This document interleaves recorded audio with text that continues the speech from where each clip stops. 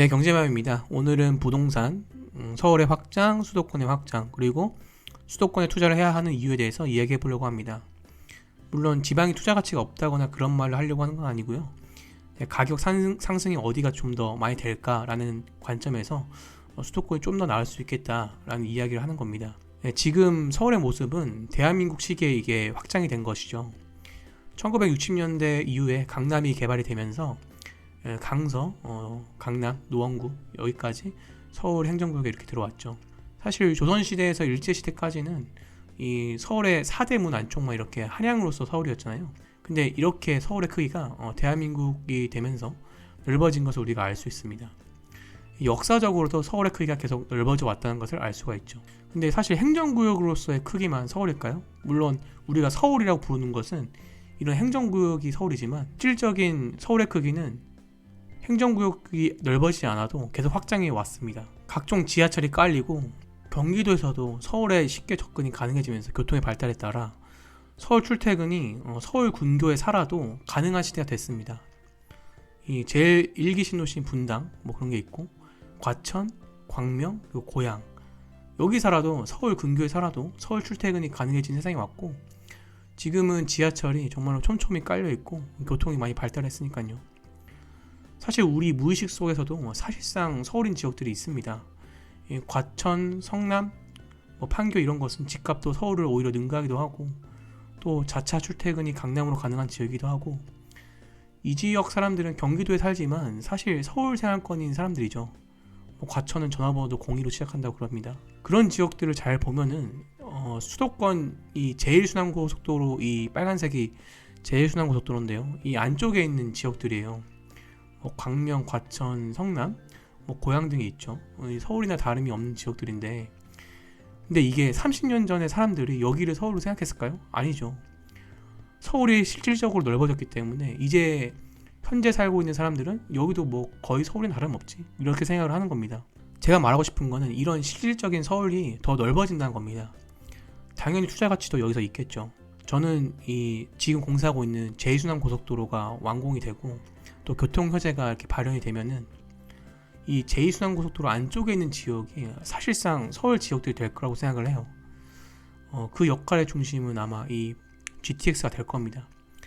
GTX는 교통의 혁명이죠. 1시간 거리를 20분으로 단축시켜주는 물리적 공간의 한계를 극복해주는 혁명과도 같은 교통 호재입니다. 이 동탄이 이렇게 거리가 긴데도 20분밖에 안 걸리거든요. 동탄에서. 그러면 동탄역 근처는 서울 생활권이 되는 거예요. 이런 교통 호재들을 보시면 공통적으로 이 제2순환고속도로 안쪽에 이게 다 호재가 생기는 걸 알 수 있는데 물론 호갱노노 기준입니다. 이 GTX 물론이고 GTX 말고도 이 월판선 그리고 인도건 동탄선 수인선 그리고 7호선 연장 이 등이 다 제2순환고속도로 거의 안쪽에 다 있습니다. 그리고 저는 아래로는 동탄 그 위로는 양주 송도 시흥 그리고 파주까지도 서울 개념의 확장이 일어날 거라고 생각을 합니다. 투자의 포인트는 이런 점들이 되겠죠. 좀 더 디테일하게 들어가면은 GTX A2 라인 있죠. 경부고속도로 이 왼쪽 좌측 서부 지역으로 교통 호재가 많아요. 대표적인 호재가 월곶 판교선, 월판선이죠. 판교는 우리나라 산업의 중심지가 될 곳이죠. 이미 많이 발달한 지역이고요. 이미 판교 테크노밸리에는 카카오가 들어와 있고 굵직한 기업들이 들어와 있고 판교 아파트의 가격은 이 판교역 근처는 20억이 다 넘습니다. 근데 이게 끝이 아니죠. 이 2테크노밸리, 3테크노밸리가 이제 조성 중에 있습니다. 그러면 조성하면은 더 이제 풍부해지겠죠. 정부가 괜히 월판선을 만들어주는 게 아니겠죠. 일자리가 판교가 풍부하니까 이 대중교통을 이렇게 깔아주는 겁니다. 판교는 그러면 이 월판선도 지나고 GTX도 지나고 신분당선도 지나고 교통의 중심지가 되는 것이죠. 당연히 일자리가 많으니까 이렇게 깔아주는 것이죠. 송도도 월판선 왼쪽에 있는 송도도 저는 앞으로 우리나라 대세가 될 거라고 생각을 해요. 바이오 산업의 중심지니까요. 누가 GTX B노선이 A랑 C보다는 좋지 않다고 생각을 하는데 또 그렇게 말하는 게 대세이기도 하고요. 저는 근데 못지않다. B노선도 C, A노선 못지않다. 지금은 판교가 발전이 눈에 보이고 강남이 우리나라의 중심지고 B노선보다 훨씬 좋아 보이는데 저는 지금은 판교가 대세지만 미래 먹거리는 저는 바이오에 달렸다고 생각을 해요. 그래서 IT가 발전하고 또 10년 뒤는 송도가 앞으로 우리나라 미래 산업을 이끌 겁니다. 그러면 이 송도를 지나는 GTX 비노선의 가치는 더 높아지겠죠. 그리고 중국이 이제 앞으로 경제가 무섭게 발전하면은 이 인천이라는 도시가 중국과의 교류에서 정말 중요해질 거예요. 그리고 그 인천의 대장은 명실상부하게도 이 송도이기 때문에 앞으로도 가격 상승적인 면이나 또 우리나라에서 중요도나 봤을 때 좀 더 높아지지 않을까, 그런 중요도가 그렇지 않나 생각을 합니다. 그래서 너는 지금 이 제2순환고속도로 바깥은 투자로 좋지 않게 보냐 이렇게 물으신다면 뭐 그렇지는 않습니다. 일단 이 근처도 어쨌든 수도권 영향권이 될 거고요. 그리고 자급자족이 가능한 도시들이 있잖아요. 밑에 평택, 그리고 천안, 아산 이런 데는 일자리 자급자족이 가능한 도시들이죠. 이 평택은 고덕신도시, 여기가 삼성 세계적으로 가장 큰 공장이 들어선 것이고요. 그리고 불당이 많이 올랐죠. 지금 10억 클럽에 이미 천안 불당이 들어와 있는데 가장 큰 이유는 여기 일자리가 풍부하다는 점. 일자리가 풍부하기 때문에 삼성이 들어와 있고, 그렇기 때문에 여기가 10억이 넘는 거죠.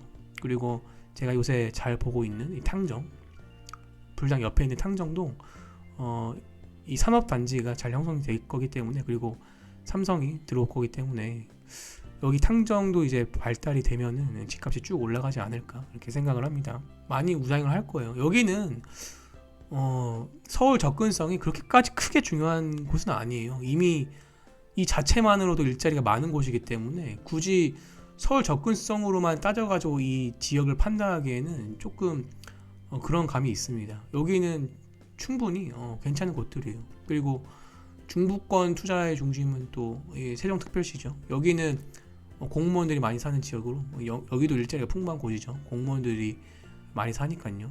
그래서 중부권까지는 이제 투자가 괜찮은 것 같습니다. 천안, 아산, 세종시도 있고요. 그리고 대전도 있고요. 근데 부동산 비관론자들이 가장 많이 드는 게 부동산 가격이 폭락할 거라고 드는 게 인구수의 감소죠. 맞습니다. 우리나라 인구수는 감소합니다. 2070년도에 이게 통계청 자료인데요. 인구가 3,600만 명, 3,700만 명 되죠.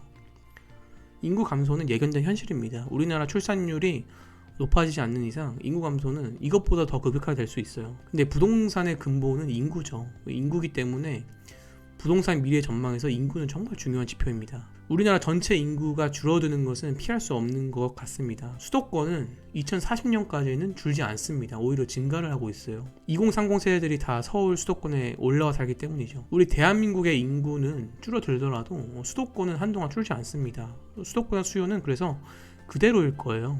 그리고 젊은 사람들이 올라와 살 거기 때문에 항상 내 집 마련의 수요는 있을 겁니다. 부동산 비관론자들은 결국 가격이 인구 때문에 빠질 거라 그러는데, 그거는 빨리 봐도 2050년도 이후의 문제예요. 인구 때문에 빠지는 거는 2050년 뒤 얘기면 사실 인간이 100년도 못 사는데 30년 뒤까지 생각하면서 투자를 해야 될까요? 저는 좀 납득이 잘 안 갑니다. 그때 인구 때문에 빠지면은 그때 가서 대응을 하면 되는 거예요. 근데 아무리 장투라도 10년 정도만 바라보시는 게 어떨까, 저는 그런 생각을 합니다. 그래서 저도 부동산을 투자하는 사람으로서 항상 수도권을 중심으로 보고 있어요. 물론 지방도 좋은 투자처가 많은 건 알고 있어요. 근데 인구수의 감소 리스크를 감당하면서 투자해야 되기 때문에 리스크 관리 차원에서 수도권을 투자하는 겁니다. 물론 중부권도 좋고요. 지금까지 봐주신 분들 정말 감사드리고요. 일단 제 개인적인 투자 견해라는 점을 감안해서 들어주셨으면 좋겠습니다. 어쨌든 투자의 책임은 개인에게 있는 거고, 또 그것에서 돈을 버는 것도, 돈을 잃는 것도 자기 능력입니다. 항상 좋은 판단 하셔서 투자하시길 바라겠고요. 지금까지 경제마이였고요. 유익하셨다면 구독과 좋아요 부탁드리겠습니다. 감사합니다.